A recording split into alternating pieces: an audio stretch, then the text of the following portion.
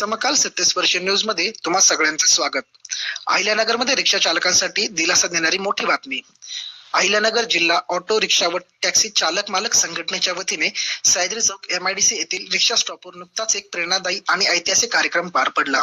या कार्यक्रमाला संघटनेचे अध्यक्ष श्री अविनाश तात्या घुले, उपाध्यक्ष श्री दत्ताभाऊ वामन, प्रमुख सल्लागार माननीय बाबा आरागडे, कार्याध्यक्ष श्री विलास कराळे, सरचिटणीस श्री अशोक औशीकर, सल्लागार लतीफ शेख, श्री प्रताप शेळके पाटील तसेच जिल्हा परिषद माजी उपाध्यक्ष श्री कुमारभाऊ वाकळे पाटील यांची प्रमुख उपस्थिती होती.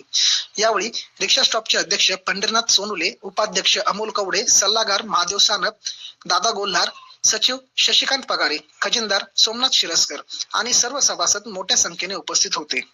तसेच नवनागापूर येथील सदस्य बंडू नाना सप्रे व सागरभाऊ सप्रे यांचाही विशेष सत्कार करण्यात आला.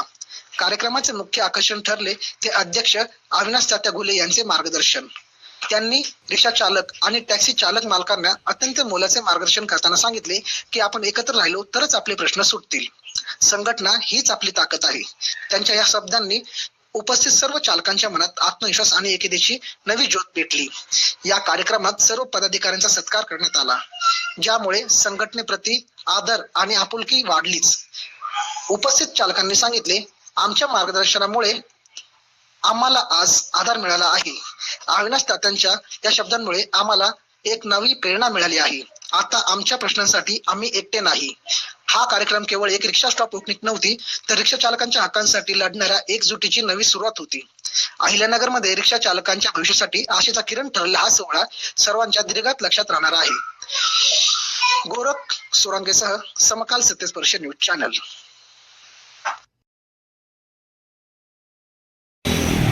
आपली अहिल्यानगर रिक्षा संघटना अविनाश तात्या घुले यांच्या नेतृत्वात आम्ही चालवतोय. आमच्याजवळ आम्ही 4 ते 5 रिक्षा चालतो आमच्याबरोबर. आज रिक्षावाल्यांना आमच्या एकाही गाडीला पूर्वी त्याचा हप्ता हे नाही, फक्त 270 रुपये फी भरली की आमची गाडी पूर्ण चालते. पण तुम्ही बी सर्वांनी पावत्या भरून सगळ्यांनी सहकार्य करावा आणि ज्यावेळेस मीटिंग असेल त्या मीटिंगला हजर राहावा. नुसतंच आपण संघटना बोर्ड लावून आणि इथं हे करून असं चालणार नाही. कारण पुढं तुम्ही जर सगळे आपण एकत्रित झालो, आज नगरमध्ये 4,500 रिक्षा आहेत आणि आता आमच्याकडे आता किती आहे, 400-500 रुपये लोक येतात फक्त. आपण जर सगळे एकत्र राहिलो तर आपले प्रश्न सोडण्यासाठी तात्या कधीही आपल्यासाठी आहे. तरी आपण सरांनी पावत्या करून सहकार्य करावी. निश्चितपणे संघटना स्थापन झाली म्हणजे आपल्याला निश्चितपणे एक आधार असतो. संघटनेच्या माध्यमातून अनेक प्रश्न सोडवले जातात आणि संघटना तिथं शाखा होती.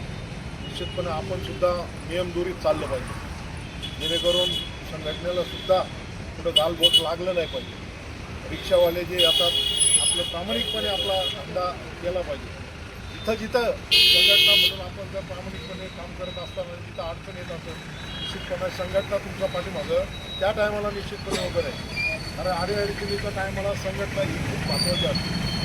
कारण आता आपण पाहतो ट्रॅफिक असो, RTO असो, हे तुम्हाला एकट्या लोकांना कुणी तुमच्या मागे नसेल तर तुम्हाला जुमानणार नाही. कारण संघटना नसती आणि तुम्हाला ते एकटं असले की ते महत्त्व पण देत नाही. पण निश्चितपणे आज आपली जी शाखा इथं ओपन झाली, निश्चितपणे आपली शाखा झाली म्हणजे निश्चितपणे RTOचा असेल, ट्रॅफिकवाल्यांचा असेल त्रास निश्चितपणे कमी होईल. आणि आपला सगळ्यात महत्त्वाचं म्हणजे आलं मी पहिलं विचार म्हणजे हा अधिकृत थांबा आहे. तर अधिकृत थांबा आपल्याला अडचण नाही. जसं यांनी सांगितलं की आता वर जर होणार करून जर गाड्या जर आपल्या एक साईडला कोणाला आपल्या रिक्षाची सुद्धा आपल्याला म्हणजे उद्या अडचण झाली नाही पाहिजे. कोणाला काय होतं, अडचण झाली की मग तक्रारी भानगडी आम्ही फेस करू. पण आपण जर थोडंसं लाईन करून जर राहिलो तर निश्चितपणे आपल्याला सुद्धा बोलायला आणि समोर त्याला बोलायला जागा राहतो. आणि त्याच्यात सुद्धा आपल्याला जर समोर आपण नियमात राहून सुद्धा अडचण येत असेल तर संघटना निश्चितपणे आपल्या पाठीमागं उभं राहून आपले प्रश्न काही अडचण असेल तर निश्चितपणे सोडवली जाईल. आता आपल्या नगर शहरात अशा बऱ्याच ठिकाणी भरपूर शाखा झालेल्या आहेत आणि शाखेचे ज्या अडचणी जेव्हा निर्माण होतात तेव्हा संघटनेच्या माध्यमातून ते प्रश्न सोडवले जातात. आणि संघटनेने जेव्हा आवाज देऊ त्या टायमाला मागं आपण आंदोलन केलं होतं, लेट फीचा विषय होता. लेट फीच्या बाबतीत आपण आमदार संग्राम भाईंच्या माध्यमातून मार्गदर्शनाखाली मोठ्या नगर शहरामध्ये आंदोलन केलं होतं आणि भैयांच्या माध्यमातून मंत्रालयात आपण पाठपुरावा करून लेट फीचा विषय आपण त्याला निश्चितपणे त्या टायमाला स्थगिती आली होती. स्थगिती आणलेली अजूनपर्यंत आपण ते लेट फी आपल्याला कसं माहिती काही ना आता त्या टायमाला सांगितलं बरं का की 1 लाख रुपये लेट फी गव्हाणाला काय झालेले आहे 80-90 ते रिक्षेची किंमत असं अजितदादांनी त्या केंद्रीय महाराष्ट्राचे माजी उपमुख्यमंत्री अजितदादांकडं संग्राम भाईंनी हा प्रश्न घेऊन निश्चितपणे तो आपला सोडवला म्हणजे हां त्याचा पूर्ण महाराष्ट्राला निश्चितपणे फायदा आला.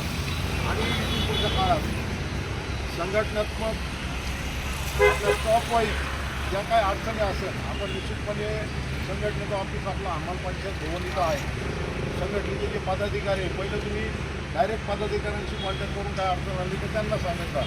त्यांच्याकडून जर नाही सुटले तर ते निश्चितपणे मला सांगत असतात की तात्या इथं अडचण येऊ राहिली तुम्हाला इथं RTOमध्ये म्हणा इकडं ट्राफिक ऑफिसमध्ये यावं लागेल. त्या टायमाला आम्ही त्या ऑफिसमध्ये जाऊन ते प्रश्न सोडवलेला आहे. साहेबांचे आपले विश्वास आम्ही सगळं त्याची संमत आहे. त्यांचं आपल्याला सहकार्य असतं आपले त्यांना सहकार्य असतं. कोर्सेस आहे आपले चांगले मित्र आहे. काही अडचण आली इथून पुढच्या काळात आपण निश्चितपणे आपल्या माध्यमातून आपल्या पदाधिकाऱ्यांच्या माध्यमातून सोडवलेलं आहे. आणि सगळ्यात महत्त्वाचं म्हणजे आमची पाहुणे पण ह्या भागाचेच युवा नेते त्याच्यामुळे काय अडचण आली हे सुद्धा आपल्याबरोबर त्या टायमाला राहतील. कागद बरोबर आहे चांगला आहे. तर ही आपली आजची शाखा ओपन झाली. ही सर्व अध्यक्ष उपाध्यक्ष असतील सर्व देखील सभासद असतील सगळ्यांना शुभेच्छा देतो आणि संघटनेला आपण कायम घेऊन राहा. संघटना तुमच्या मागे खंबीरपणे त्याच्यामुळे उभे राहील आणि आपले प्रश्न निश्चितपणे सोडवी एवढंच आजच्या कार्यक्रमात